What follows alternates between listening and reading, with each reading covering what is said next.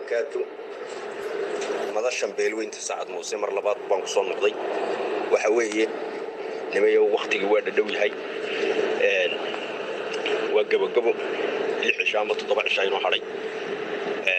hantideena iyo waxaynaga wada diyaar waxa weeye 40 nin annaga imaka rag ilaa 60 ama 40 waxana lagu qorsheeyay nimanka samaroon ee codka ugu badan laga filayo inay wadani uga soo baxdo inaan ku baxno oo codka kaga iibsano wadad iska fiqiira wadad bakhtiya $200 $100 midba waxaan qaarka kaga heleynaa kaga iibsano kaarar badan ay makoonu ka iibsanay dhinacyagii baan iska hor keenay oo campaign garayno oo kala furfurayno iska wada hor keenay nimanku dad ma oo dad iska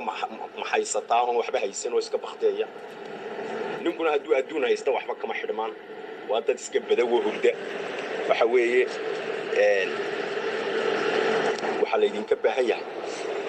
inay idinkuna tuulayowga ku soo baxdaan agaaga gabiilay ee nuurka degan iyo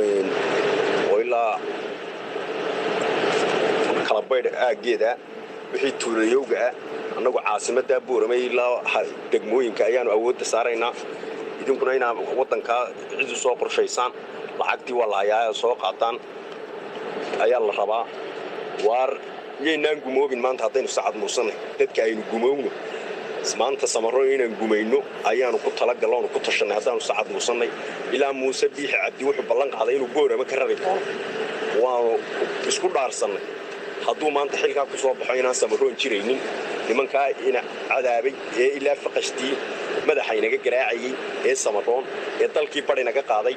inaynu maanta ka aarsano aynu cagta hoosteeda gelino oo aynu lacagteena kaga aarsano oo aynu xilka Muuse kaga aarsano ayaan damcay marka ka kaca saacad Muuse fadhiga ka kaca campaign-ka ii soo xoojiya ma garat codka Boorame ballan baan ku qaaday lacagteena inoo haysa $200 hadii la yiraahdo waan ka iibsanayaa ballan baan ku qaadnay Muusena waan ka wada soconaa anigu kaasheerkii lacagtaan ahay hadda Boorame caawa ku suganahay gudihiisa ma garat marka guntiga dhiisha iskaga dhiga awal bahaarina